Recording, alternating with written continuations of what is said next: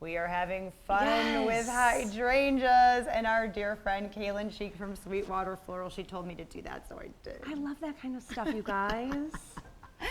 But anyway, Thanksgiving is almost here. we are talking Thanksgiving centerpieces, but we are talking dried flowers. These things you have to prune back anyway. Yeah, so if you have hydrangeas in your yard, which most of us do in northern Michigan, one of the best growers up here, you really need to prune it at some point. So you can either prune it in the fall or you can prune it in the spring. I am a big fan of the fall because then you can dry your hydrangea heads and utilize them in crafts and this sort of stuff. Where do you prune it? How far down do you cut? Okay, so what you need to do is go to our friend Google and see what kind of variety you have, because that does depend how far down. If you have, basically, if your hydrangea blooms on new wood every year, it starts from the ground and comes up on new wood, you're gonna cut it in one spot. But if it blooms on old growth wood, then you wanna make sure you're keeping that old growth to create the structure. Chances are, if you're having an issue with hydrangeas getting so big that they're flopping down in the summer, you know what I'm talking about, you're not pruning it correctly, because you want to make sure that you're creating that framework down low on the canes. So this variety, I know how far down I can cut, and I cut these yesterday and they're gorgeous. Okay.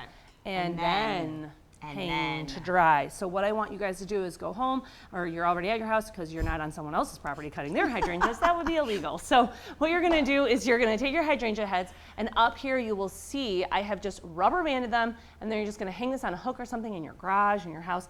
They will dry out so quickly, and depending on your variety, they will definitely hold their shape. Some hold their color, some of them dry totally brown, some of them dry green, some of them dry pink.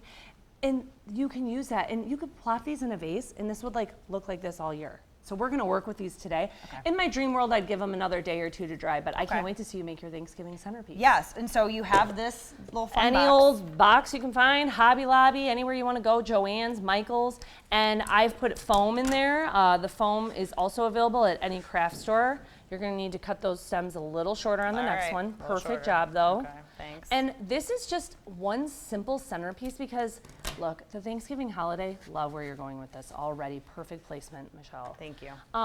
You know, the Thanksgiving holiday is a lot of work, especially if you're hosting. Make sure we go fill in a little bit. Yeah.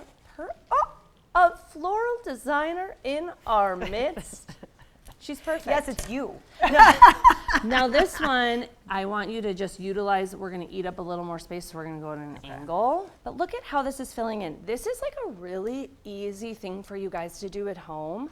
And I want you to understand that at the end of the day, this just comes down to things of a similar tilt him so he fills in our whole vessel.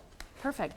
Things that are all the same have maximum impact at parties and events. So if you have just hydrangeas in your yard, don't think you need to go out and acquire tons more dried flowers. Just do a ton of big hydrangea centerpieces going down your table. Similar things give maximum impact. This is another favorite party trick of mine. Like if you've bought a bunch of wine for an event, or a bunch of just some cool looking bottle, or a bunch of pumpkins, do something where everything is laid out and it has a dramatic impact versus putting one out and hiding the rest away, or thinking that we need to overthink our centerpieces. This is awesome. Thank you so much. Of course, I'm happy to be here. We love having you here. If you'd like to learn more about Kalin, about Sweetwater Floral, about the farm, you can always head to our website, 9and10news.com.